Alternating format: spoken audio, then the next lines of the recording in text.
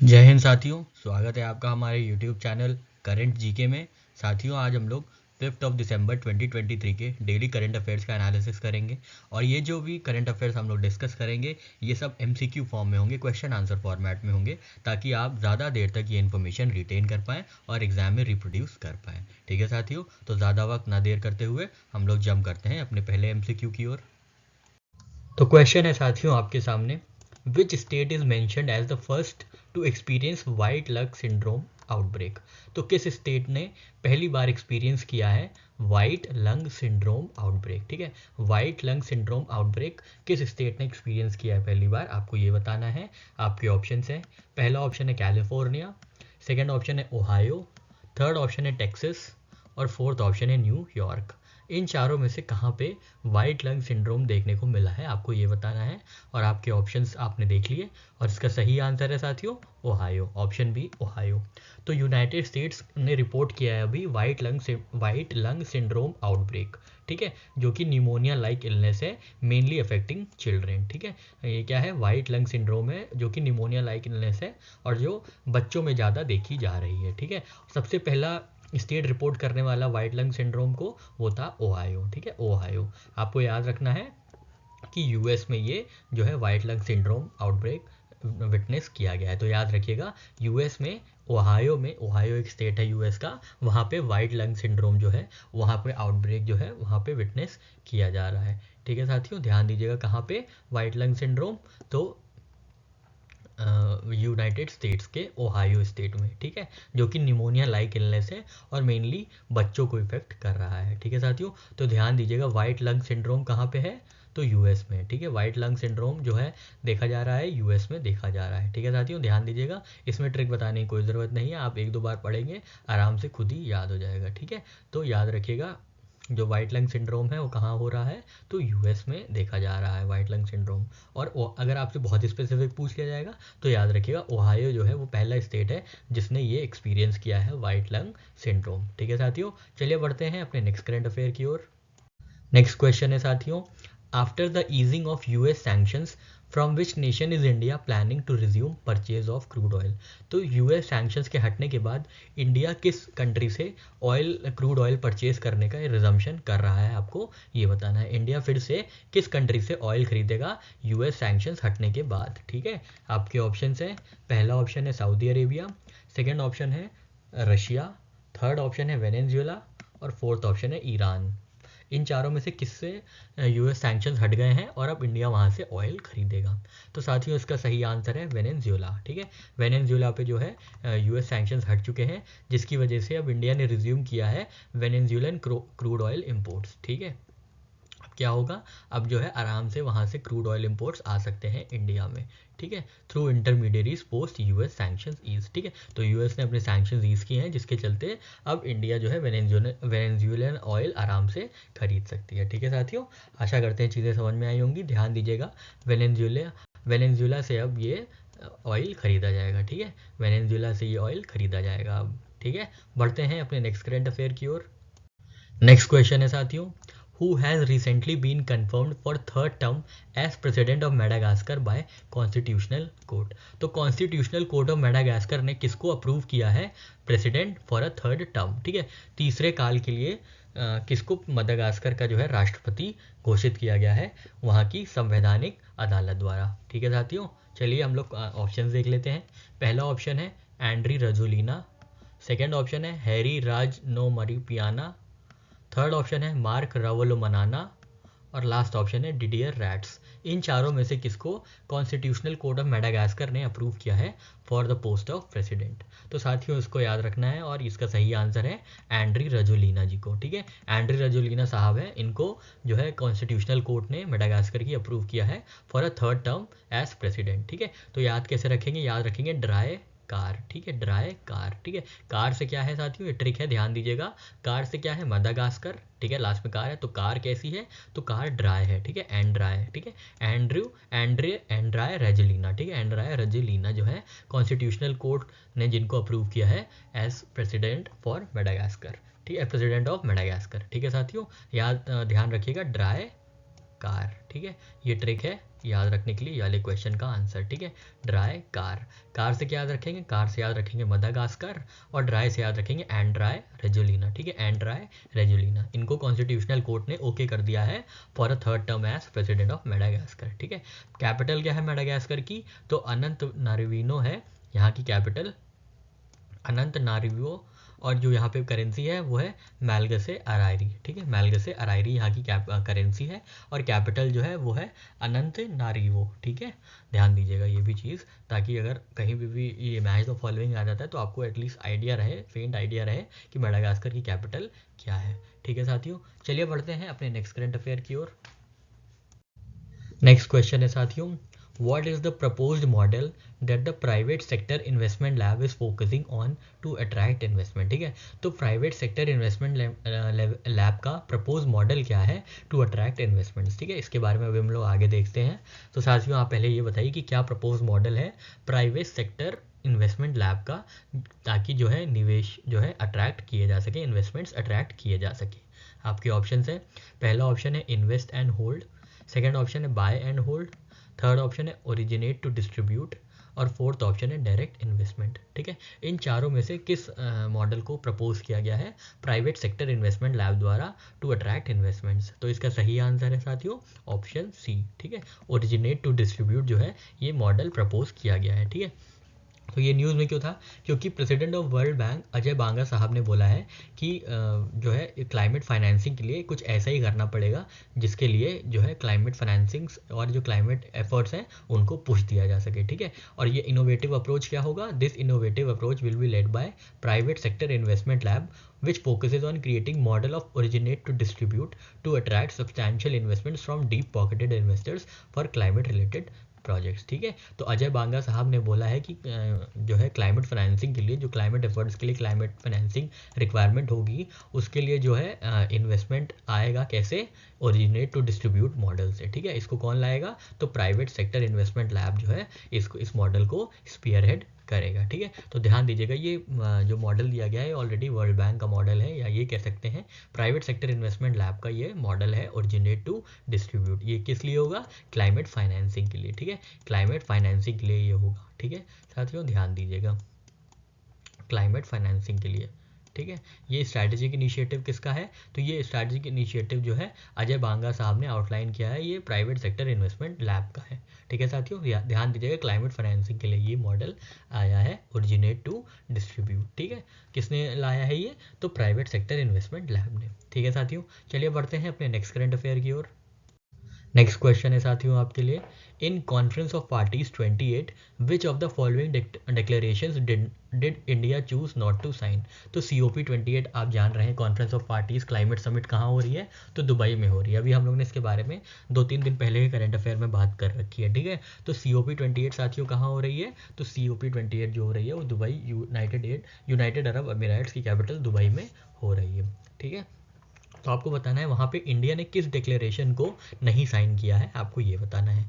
Which of the following declarations did India choose not to sign.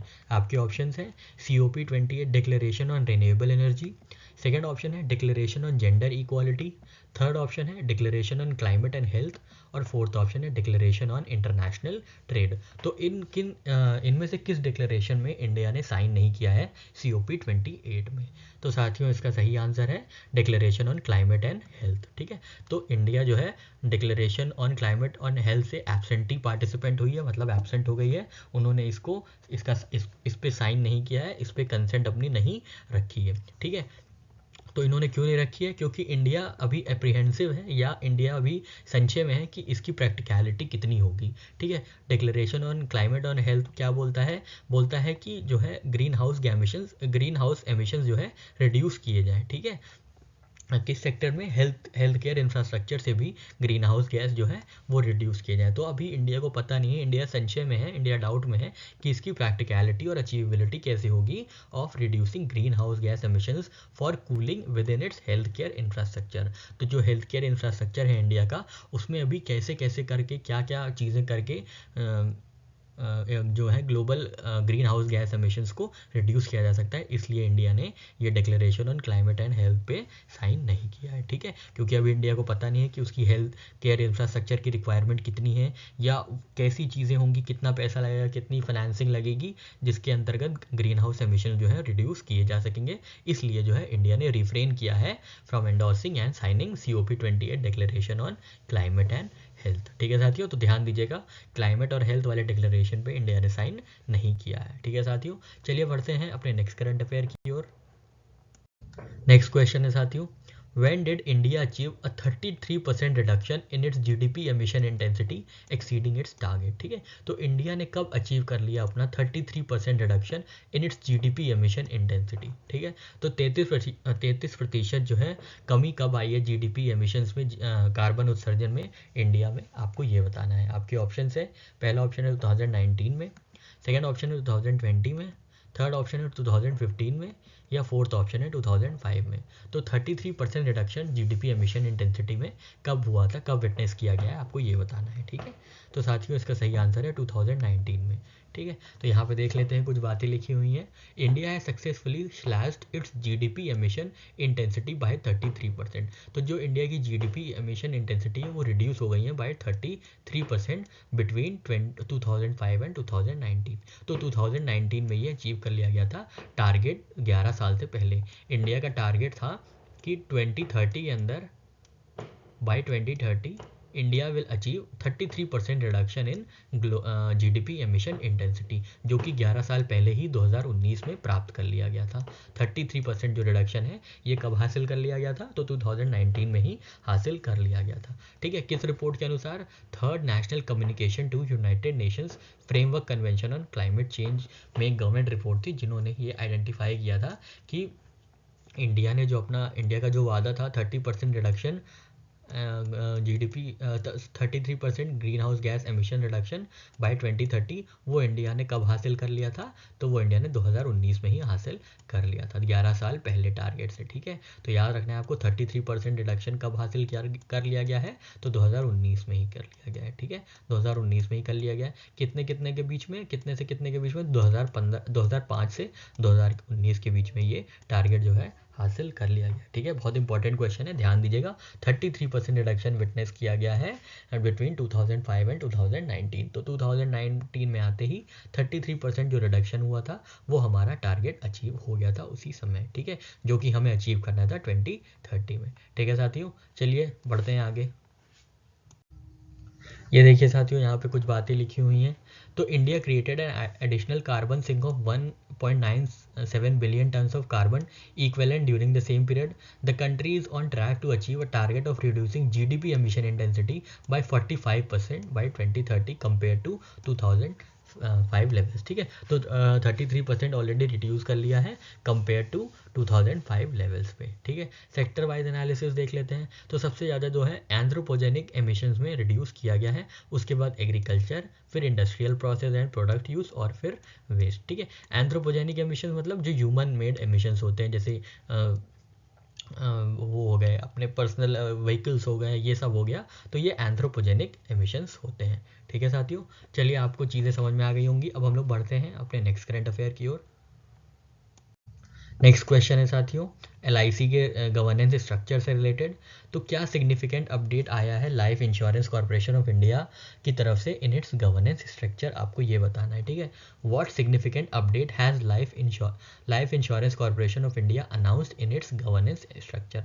तो governance structure को लेकर life insurance corporation of India LIC ने क्या update जारी किया है, आपको ये बताना है। आपके ऑप्शन है, पहला ऑप्शन है merger with another insurance company, second option है expansion of investment portfolio, third option है addition of shareholders director to its board, और लास्ट ऑप्शन है introduction of new insurance policies. तो गवर्नेंस स्ट्रक्चर में क्या change आया है, आपको ये बताना है, क्या इनमें से क्या होने वाला है, आपको ये बताना है, ठीक है।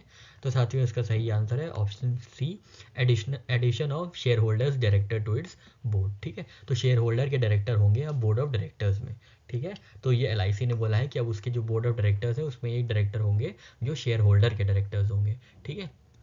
तो उन्होंने ये अपडेट दी है, ठीक है, new framework for addition of a shareholders director to its board, यही है। ठीक है, यही जो है ये सिग्निफिकेंट अपडेट है। अगर आपसे ये पूछ लिया जाता है कि LIC ने क्या अपडेट दिया है, तो याद रखिएगा shareholders director to its board. तो अब जो बोर्ड है उसमें शेयर होल्डर्स डायरेक्टर भी होंगे। ठीक है, उनसे जुड़ी बातें अब हम लोग नेक्स्ट स्लाइड में देख लेते हैं। तो साथियों यहाँ पे देखिए उसको भी क्वेश्चन आंसर फॉर्म में दे दिया गया है ताकि आपको चीज़ें ज़्यादा देर तक रिटेन रहें।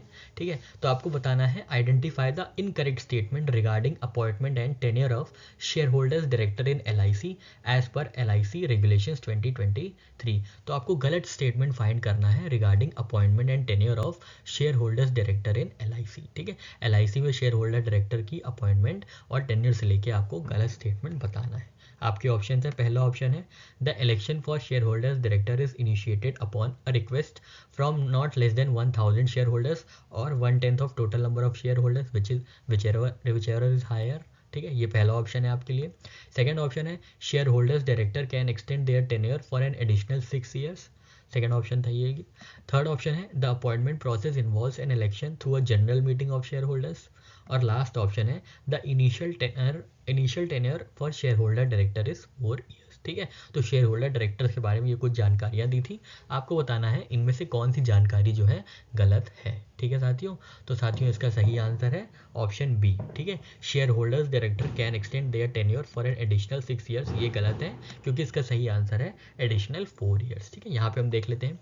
तो जो इनिशियल अपॉइंटमेंट होगा शेयर होल्डर डायरेक्टर का वो 4 साल के लिए होगा, जो कि एक्सटेंडेबल है अप टू 4 मोर ईयर्स। ठीक है, तो यहाँ पे देखिए यहाँ पे 6 नहीं, यहाँ पे 4 ईयर्स होगा। ठीक है, तो पहले क्या होगा, इनिशियल अपॉइंटमेंट 4 साल के लिए होगा जिसको एक्सटेंड किया जा सकता है फॉर मोर 4 ईयर्स। ठीक है, अपॉइंटमेंट प्रोसेस कौन सा कब कैसे होगा, जब होगा कि जब रिक्वेस्ट इनिशिएट की जाएगी from not less than 1000 shareholders और 1/10 of total number of share holders which ever is lower. ठीक है, तो अपॉइंटमेंट प्रोसेस तब शुरुआत होगी या अपॉइंटमेंट इलेक्शन ऐसे किया जाएगा या ट्रिगर होगा इलेक्शन का जब कोई रिक्वेस्ट इनिशिएट की जाएगी कितने लोगों से, तो 1000 शेयर होल्डर्स हो या 1/10 of total number of share holders हो। ठीक है, अगर जैसे मान लीजिए 10,000 शेयर होल्डर हैं, अगर उसमें से 1000 ने ये बोल दिया कि अब इन नया इलेक्शन करना है तो होगा, या 1/10 हो 10,000 हुआ तो भी ये करा जा सकता है विच एवर इज लोअर। ठीक है,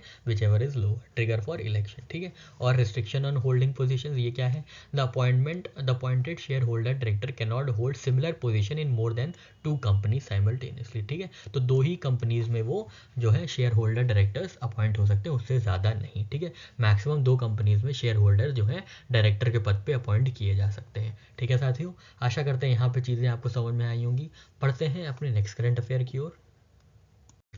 नेक्स्ट क्वेश्चन है साथियों, on the international day of persons with disabilities in 2023 who bestowed the national awards for empowerment of दिव्यांगजन upon individual and institutions in new Delhi.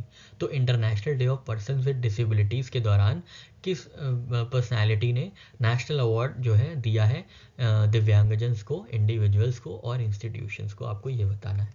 आपके ऑप्शन है, पहला ऑप्शन है prime minister Narendra Modi साहब ने, सेकेंड ऑप्शन है प्रेसिडेंट द्रौपदी मुर्मू जी ने, थर्ड ऑप्शन है चीफ जस्टिस ऑफ इंडिया साहब ने, और लास्ट ऑप्शन है आपके लिए minister of social justice and empowerment. तो किसने national awards for empowerment of दिव्यांगजन दिया है न्यू दिल्ली में, आपको ये बताना है। और इसका सही आंसर है साथियों प्रेसिडेंट द्रौपदी मुर्मू साहब ने जो है ये अवार्ड्स दिए हैं। ठीक है, कितने लोगों को, तो 21 इंडिविजुअल्स को और 9 इंस्टीट्यूशंस को, ध्यान दीजिएगा। ठीक है, प्रेसिडेंट द्रौपदी मुर्मू जी हैं जो हमारी प्रेसिडेंट हैं, उन्होंने ये अवार्ड दिया है 21 इंडिविजुअल्स को और 9 इंस्टीट्यूशंस को। ठीक है साथियों, डायरेक्ट सा क्वेश्चन था, इसमें ज़्यादा कुछ नहीं याद रखना है, बस ये याद रखिएगा कि द्रौपदी मुर्मू जी ने जो प्रेसिडेंट साहिबा है हमारी, उन्होंने ये अवार्ड दिया है। ठीक है, चलिए बढ़ते हैं अपने नेक्स्ट करंट अफेयर की ओर। नेक्स्ट क्वेश्चन है साथियों आपके लिए, among the following who was not featured on 17th edition of Forbes Asia heroes of philanthropy list recently released. तो रिसेंटली रिलीज हुई 17th edition Forbes Asia heroes of philanthropy list में कौन सी personality नहीं है, किन पर्सनालिटी का नाम नहीं है, आपको ये बताना है। फोर्ब्स की Asia heroes of philanthropy list में, ठीक है, Asia's hero of philanthropy list में किन पर्सनालिटी को इंक्लूड नहीं किया गया है, आपको ये बताना है। आपके ऑप्शंस हैं, पहला ऑप्शन है नंदन नीलेकनी, सेकंड ऑप्शन है KP सिंह, थर्ड ऑप्शन है निखिल कामत और लास्ट ऑप्शन है रतन टाटा। तो इन चारों में से किसको Forbes Asia heroes of philanthropy list में इंक्लूड नहीं किया गया है, आपको ये बताना है। और साथियों इसका सही आंसर है रतन टाटा जी।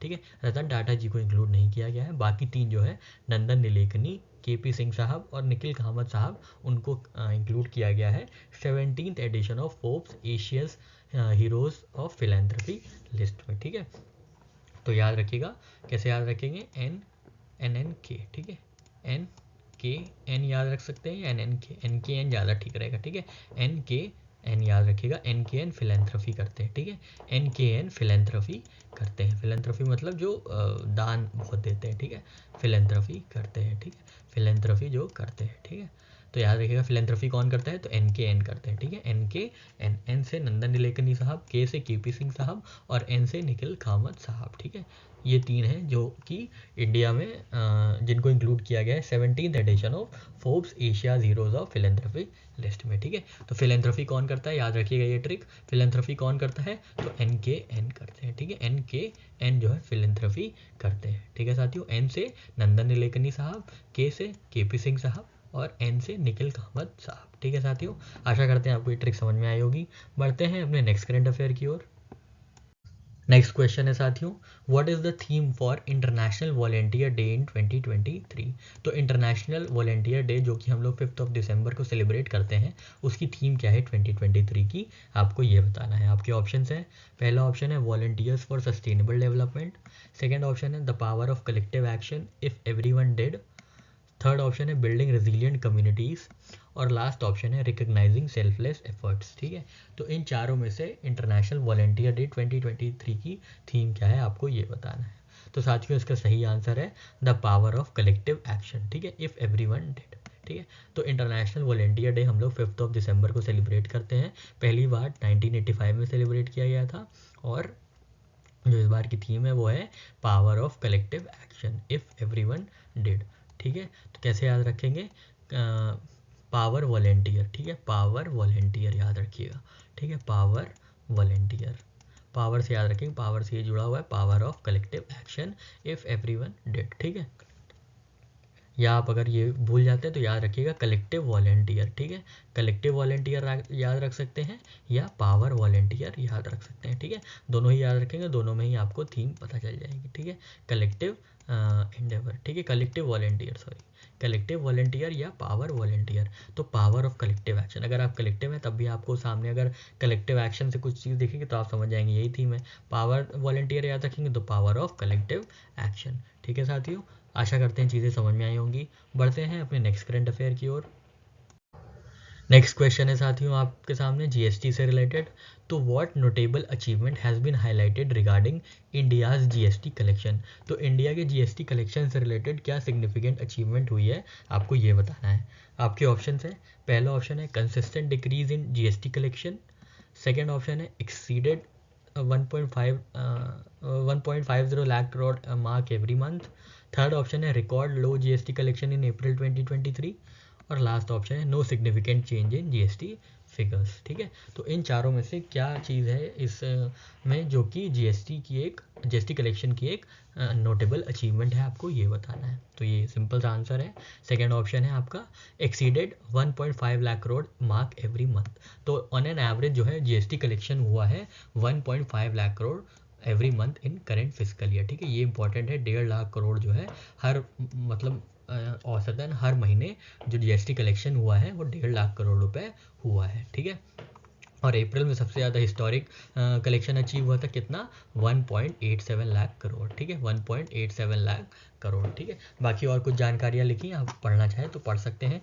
सबसे इम्पॉर्टेंट जो जानकारी थी वो यही थी कि औसतन इस साल जो है इस करेंट फाइनेंशियल ईयर में, करेंट फिजिकल ईयर में 1.5 लाख करोड़ हर मंथ आए हैं जीएसटी कलेक्शन से। ठीक है, और अप्रैल में सबसे ज़्यादा आए थे 1.87 लाख करोड़। ठीक है साथियों, आशा करते हैं चीज़ें समझ में आ गई होंगी। बढ़ते हैं अपने नेक्स्ट करंट अफेयर की ओर। नेक्स्ट क्वेश्चन है साथियों, विच of the following country adopts one province one policy. ठीक है, तो किस कंट्री ने अडॉप्ट किया है वन प्रोविंस वन पॉलिसी। आपके ऑप्शंस हैं, पहला ऑप्शन है चाइना, सेकंड ऑप्शन है जापान, थर्ड ऑप्शन है आपके लिए साउथ कोरिया और फोर्थ ऑप्शन है सिंगापुर। तो इन चारों में से किसने one province one policy approach अपनाया है, आपको ये बताना है। और इसका सही आंसर है साथियों चाइना।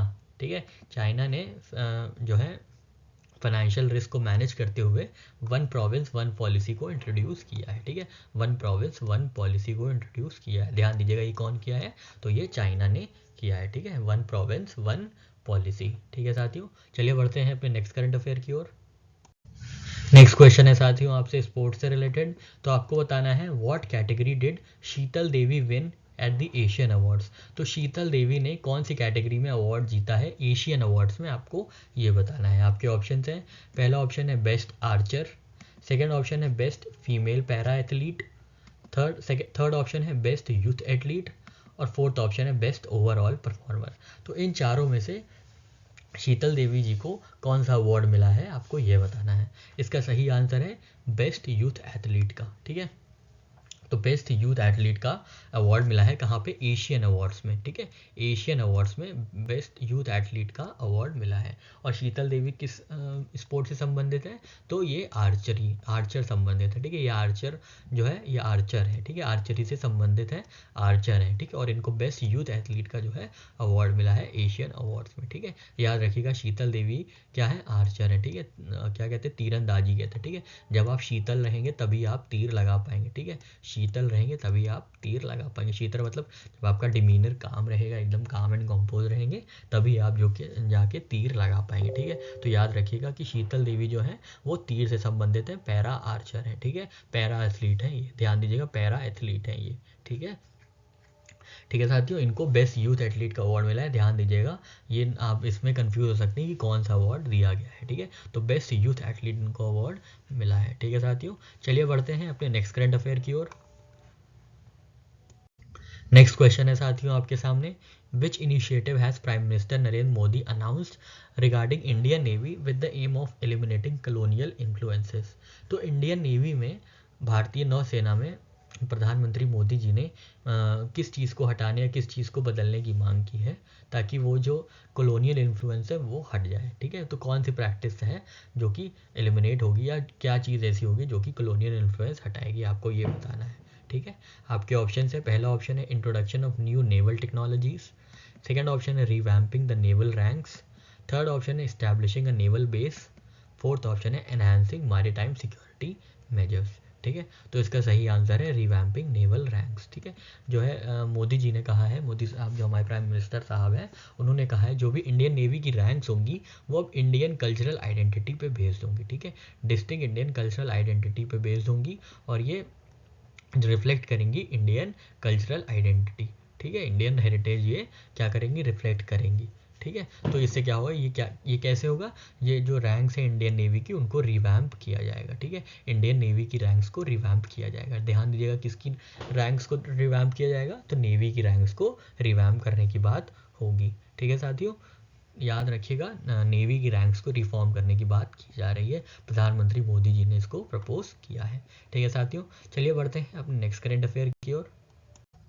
नेक्स्ट क्वेश्चन है साथियों, for which initiative did Bihar government receive praise at United Nations climate change conference of parties in Dubai. तो बिहार गवर्नमेंट को किस चीज़ के लिए जो है अप्रिसिएशन मिला है United nation conference of parties 28 Dubai में, आपको ये बताना है कि बिहार सरकार की कौन सी स्कीम को अप्रिसिएशन मिला है COP 28 में। आपके ऑप्शन हैं rural electrification project, second option है जल जीवन हरियाली अभियान, थर्ड ऑप्शन है अर्बन डेवलपमेंट स्कीम, और फोर्थ ऑप्शन है हेल्थ केयर इंफ्रास्ट्रक्चर एनहांसमेंट। इन चारों में से कौन सा ऑप्शन सही है, आपको ये बताना है।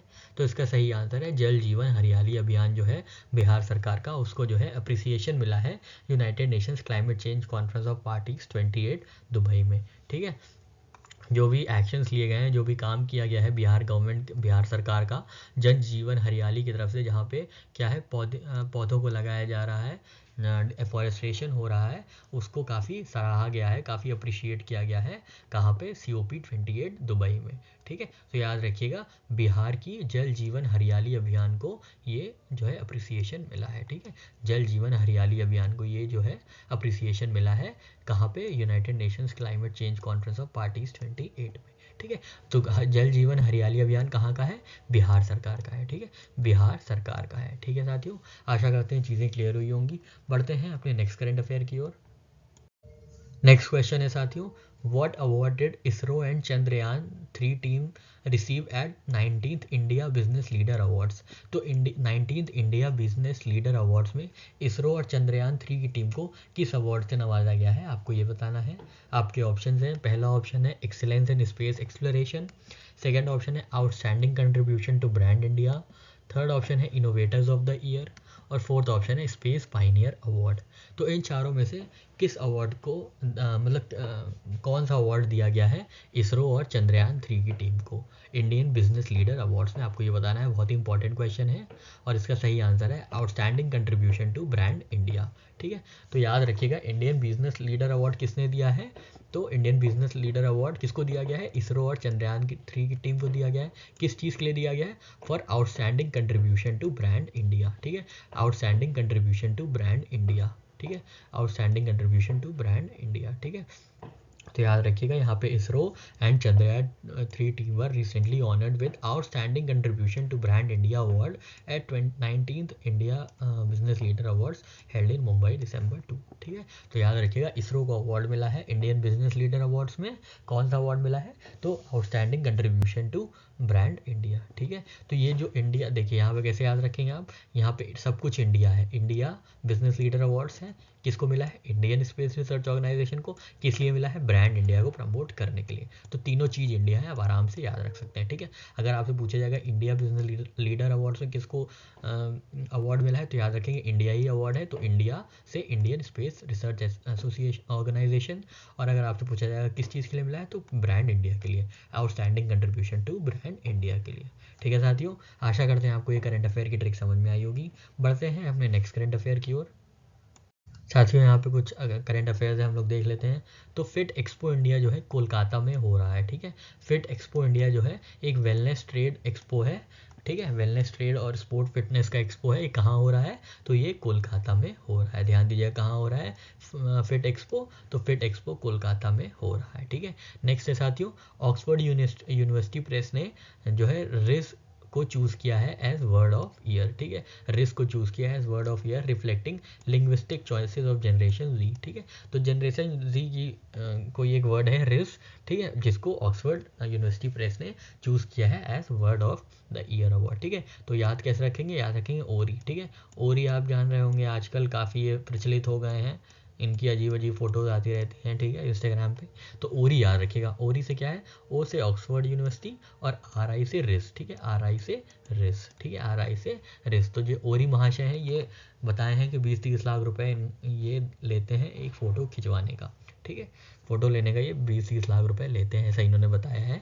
तो ओरी आजकल इंस्टाग्राम सेंसेशन बने हुए हैं, तो याद रखिएगा ओरी से, ओरी आपको दिखे अभी, तो याद रखिएगा ओ से ऑक्सफोर्ड यूनिवर्सिटी और आर आई से रिस, जो कि chosen of the word of the year है ऑक्सफोर्ड यूनिवर्सिटी प्रेस द्वारा। ठीक है साथियों, आशा करते हैं आपको ये करंट अफेयर की ट्रिक समझ में आई होगी।